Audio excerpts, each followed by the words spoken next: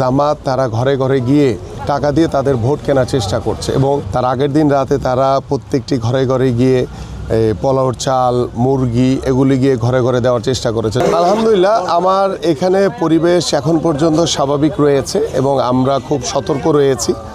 যারা উস্কানিদাতা, যারা বিশৃঙ্খলা করার চেষ্টা করছে, যারা ঘরে ঘরে গিয়ে টাকা দিয়ে ভোট কেনার চেষ্টা করছে, তাদের বিষয়ে আমরা সতর্ক রয়েছি। আইন শৃঙ্খলা বাহিনীও সতর্ক রয়েছে এবং ইতিমধ্যে কিছু বিষয় আমাদের চোখে পড়েছে এবং আমরা সেই বিষয়গুলো আইন শৃঙ্খলা বাহিনীর সাথে কথা বলেছি যে আমাদের আগামীর ত্রয়োদশ জাতীয় সংসদ নির্বাচনকে ব্যাহত করার জন্য একটি দল তারা বিভিন্নভাবে টাকার প্রলোভন, বিভিন্নভাবে বিশৃঙ্খলা করে একটি অস্থিতিশীল অবস্থা তৈরি করার চেষ্টা করছে এবং তাদের যে মিথ্যাচার, মিথ্যা প্রতারণার মাধ্যমে সাধারণ মানুষকে প্রভাবিত করার চেষ্টা করছে।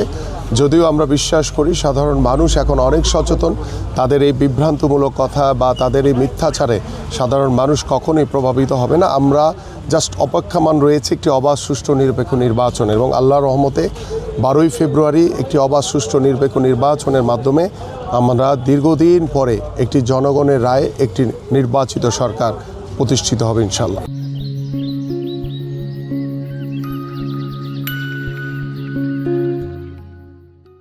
আমি আগেও বলেছি, এখনও বলছি যে জামাত তারা ঘরে ঘরে গিয়ে টাকা দিয়ে অসহায় মানুষকে টাকা দিয়ে তাদের ভোট কেনার চেষ্টা করছে এবং তারা গতকালকে শবে বরাত গিয়েছে।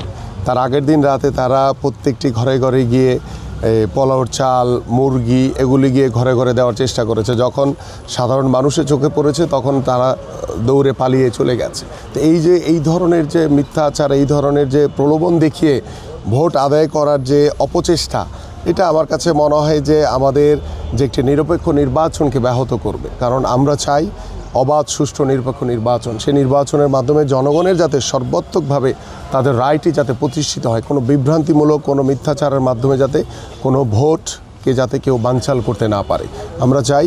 ইতিমধ্যে আমরা রিটার্নিং কর্মকর্তা এবং আমাদের যে নির্বাচন কমিশন তাদেরকে বিষয়গুলো অবগত করা হয়েছে এবং আমাদের কেন্দ্রীয় দপ্তরেও কিছু বিষয় অবগত করা হয়েছে, যেটা আনুষ্ঠানিকভাবে নির্বাচন কমিশনের সাথে আমাদের যারা নেতৃবৃন্দ রয়েছেন তারা কথা বলছে।